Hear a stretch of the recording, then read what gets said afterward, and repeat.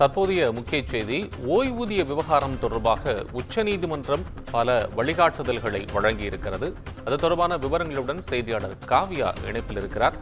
உச்சநீதிமன்றத்தினுடைய வழிகாட்டுதல்கள் என்ன காவியா? வணக்கம் கோபால்.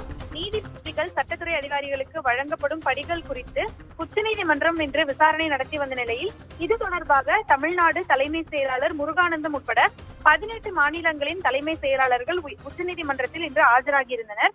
இந்த நிலையில்தான் தற்போது நீதிபதிகள் சட்டத்துறை அதிகாரிகளுக்கு வழங்கப்படும் படிகள் குறித்து விசாரிப்பதில் உயர்நீதிமன்ற நீதிபதிகள் குழு தனி கவனம் செலுத்த வேண்டும் என தெரிவிக்கப்பட்டிருக்கிறது.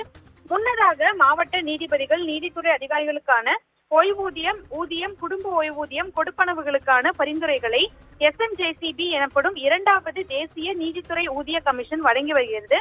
ஆனால் நீதித்துறை அதிகாரிகளுக்கான ஓய்வூதிய நிலுவைத் தொகை என்பதும் ஓய்வூதிய பலன்கள் என்பதும் கமிஷன் அளித்த பரிந்துரைகளை தமிழகம் உட்பட 18 மாநிலங்கள் முழுமையாக நிறைவேற்றவில்லை என குற்றச்சாட்டு எழுந்தது. தொடர்ந்து இந்த பரிந்துரைகளை நடைமுறைப்படுத்தும்படி அனைத்திந்திய நீதிபதிகள் சங்கம் மற்றும் இதே கோரிக்கையை வலியுறுத்தி 22 பேர் உச்சநீதிமன்றத்தில் தொடர்ந்து தங்களது மனுக்களை தாக்கல் செய்திருந்தனர். இந்த மனுக்களை விசாரித்த உச்சநீதிமன்றம் முன்னதாக நாடு முழுவதும் உள்ள நீதித்துறை அதிகாரிகளின் பணி நிலைமைகளில் ஒரே சீரான தன்மையை பராமரிக்க உத்தரவிட்டனர்.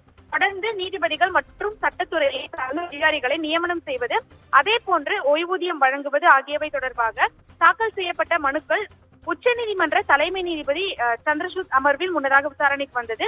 அப்போது இந்த விவகாரம் தொடர்பாக பதிலளிக்காத 18 மாநிலங்களின் தலைமை செயலாளர்கள் இன்று நேரில் ஆஜராகும்படி நீதிபதி உத்தரவிட்டார். இதனைத் தொடர்ந்து தமிழ்நாட்டின் தலைமை செயலாளர் முருகானந்தம் உட்பட 18 மாநிலங்களின் தலைமை செயலாளர்கள் இந்த உத்தரவை ஏற்று இன்று உச்சநீதிமன்றத்தில் நேரில் ஆஜராகியிருந்தனர். இந்த நிலையில்தான் வழக்கு தொடர்பாக உயர்நீதிமன்ற குழுவுக்கு உச்சநீதிமன்றம் முக்கிய வழிகாட்டுதல்களை வெளியிட்டுள்ளது. அதன்படி நீதிபதிகள் சட்டத்துறை அதிகாரிகளுக்கு வழங்கப்படும் படிகள் குறித்து விசாரிப்பதில் உயர்நீதிமன்ற நீதிபதிகள் குழு தனி கவனம் செலுத்த வேண்டும் என உச்சநீதிமன்றம் வழிகாட்டுதல் வெளியிட்டிருக்கிறது.